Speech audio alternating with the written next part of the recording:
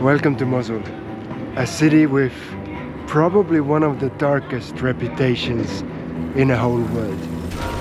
ISIS ISIS has claimed responsibility for the capture of Mosul in June 2014. Iraq's second largest city is under the control of Islamic militants. There are over 1 million civilians. They're describing a life of torture under the Islamic State's brutal rule. In this video, you will hear the story of an ancient city that has recently lived through a horror hardly describable in words. We will walk its shocking streets and discover its history. But most importantly, you will get to meet the locals that live here. There are not many people alive who know what it means to live through such war and tragedy. And surprisingly, they have more to teach us all than we could have ever have imagined. Friends, the video you're about to see, it's the hardest one I have ever made. It's just psychologically so heavy, and I'll do my best to forward the feeling that we had, the lessons that we learned, and yeah, just bear with me. Our journey starts at the early hours of the day in the eastern side of Mosul. It was a hazy morning, but due to the air quality, most of them are like this. We were on our way to a local currency exchange, and honestly, there was no plan to include this part in the video. Yet just like it often is in such places, the adventure found us way before we were even ready for it. We were having some trouble communicating and finding the right place to exchange our bills, but help was just around the corner. Whenever somebody sees that we're in trouble, that we can't speak language, they find somebody who can speak English, and they're all super welcoming. His name was Neuras. He helped us with our problem, but that wasn't it. We were asked to eat something in a restaurant and we just couldn't say no, so we'll see how this all turns out. We shared breakfast most typical to Mosul, a lentil and pea soup, or porridge, whatever suits best. Got to know each other superficially, and then exchanged phone numbers before our new friend had to leave for work. I just asked Neuras if I can help him pay, and with a straight face he just told me, no, it's forbidden. As we headed back towards the place where we actually wanted to start the video, we were quite amazed. Such a random act of kindness out of nowhere created a feeling of belonging and safety. Even the streets we walked were nothing like we expected. They seemed modern, sided with relics from the ancient world. Imagine wanting to put sewage pipe into the ground and you start digging and a freaking 8,000-year-old city comes and you have to stop digging because it's precious and archaeological. It is crazy to imagine that this city has been inhabited for at least 8,000 years. And probably it has had a bigger influence on the whole world than nobody really understands. Because even Bible stories, like the one with Jonah, originate from here.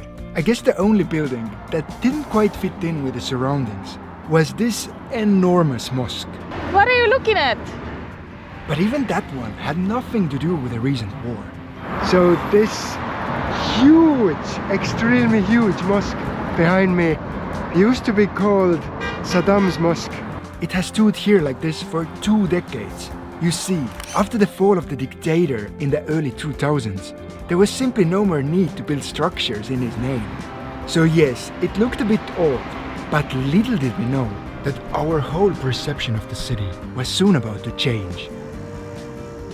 On Google Maps, we had marked down some landmarks on the west side of the city, and that's where we were headed.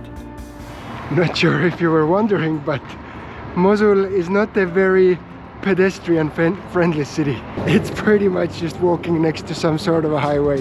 Yeah, and there's nobody else walking, so I'm guessing people don't do this. Well, I might have been hasty with this statement, because in other ways, Mosul definitely was friendly towards pedestrians. They slowed down their cars and welcomed us. Some wanted pictures. He was so cute. And few even offered to give us ride. We're going to Old Mosul. All of this positivity filled our hearts with trust and joy. Everybody is just so freaking nice.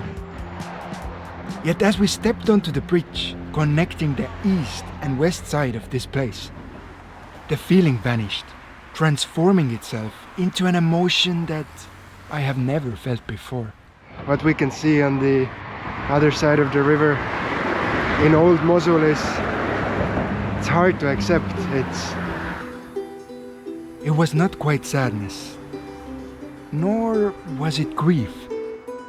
It lacked the heat of anger or rage, yet at the same time, I felt it as deep in my heart as when I lost my first love.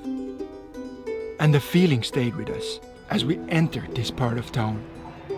This used to be the historical heart and center of the city. I thought coming here would be hard in another way, but I've never ever anywhere in the world seen a city that's in such ruins, has been torn by war. I've never seen anything like it, and it's so sad. Every wall of every building is just full of bullet holes, hundreds and thousands of them. While walking through the rubble, an old man approached us. I want to return back here again. He told us about families that used to live here, his long-lost friends, Christian friends. but also the tyrannic rules that were in place for more than 3 years when ISIS ruled here. Make this house a prison. Some of them were cruel, such as using civilians as human shields. Some just sounded strange, like the ban on men shaving their facial hair. Undescribable, I don't have words. As we heard more and more, the darkness inside of us grew bigger and bigger. It's almost absurd that sometimes the things we hear from the news paint a picture of this country as a place where everyone is a terrorist. Yet being here, you really understand that those who live here are the true victims. They are the ones that suffer most from the actions of those radical groups. Even mosques, everything was just brought down the rubble. It was hard for all the Muslims that live here. Yet if your passport did not say that you're a Muslim, it was a living hell. Mosul used to be the most diverse city in the Middle East for centuries. Like the name of the city Mosul, it means link, like linking places, like a trading hub, and that's what it used to be. Turks, Arabs, Iraqis, Kurds, Yazidis, such a mix of different religions and beliefs. And in 3 years, all the minorities were, just exterminated. We heard that enslaving people from other religions was allowed, and of course all the centuries-old holy places were destroyed.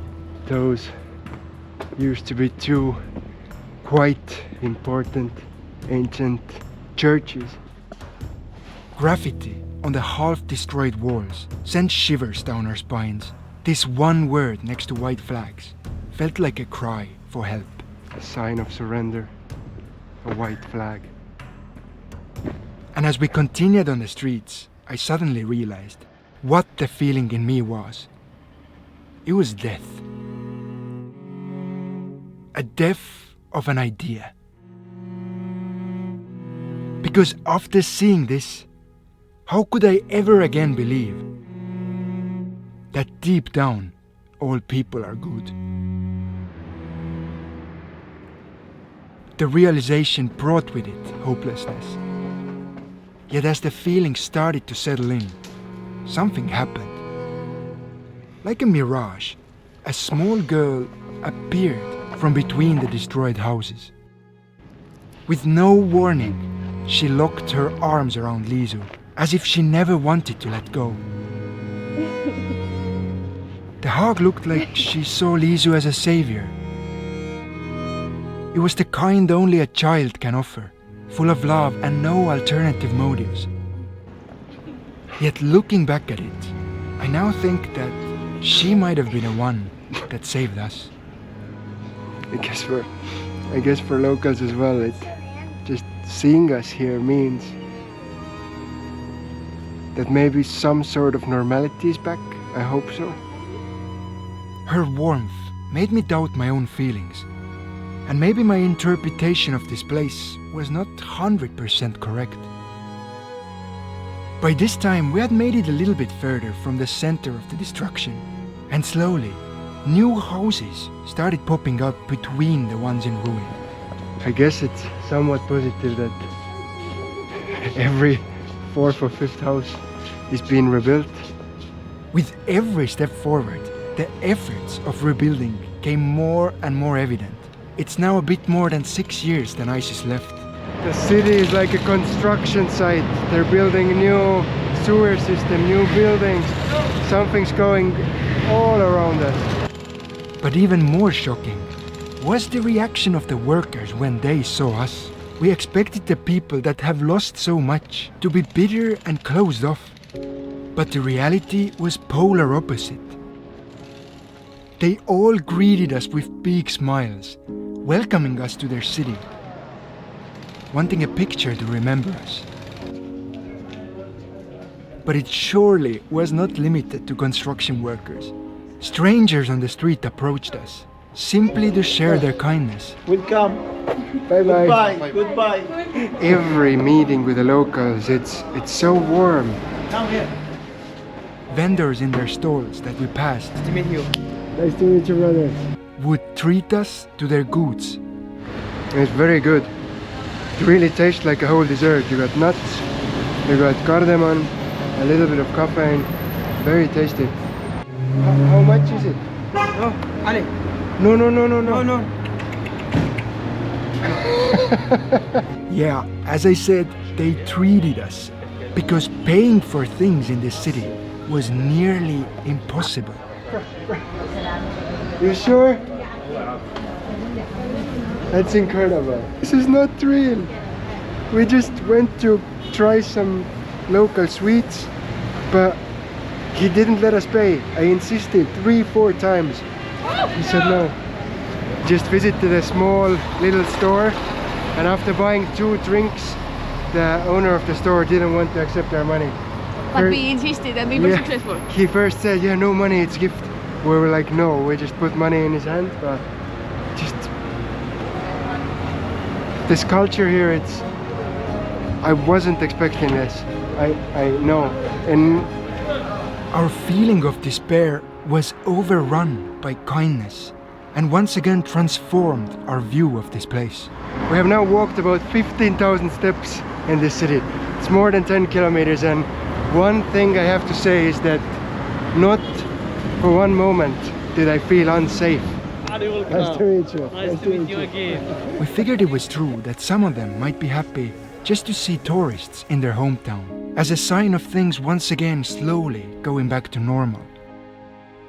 But surely there had to be something much bigger at play to cause such hospitality and kindness. We have traveled this world for years and never ever seen something like this before. And well, it did not take long to find out that there really was something much bigger to learn here. As we were wandering through the biggest market in the city, full of all the goods one mind can possibly think of, we suddenly received a phone call. It was Neuras, the kind man who we met earlier that day, and he asked us to be his guests. We were picked up and soon found ourselves in his home.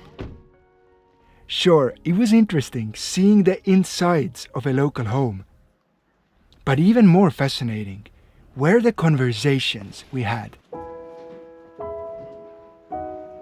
It was finally the right moment to go deeper into the questions we had been stuck with.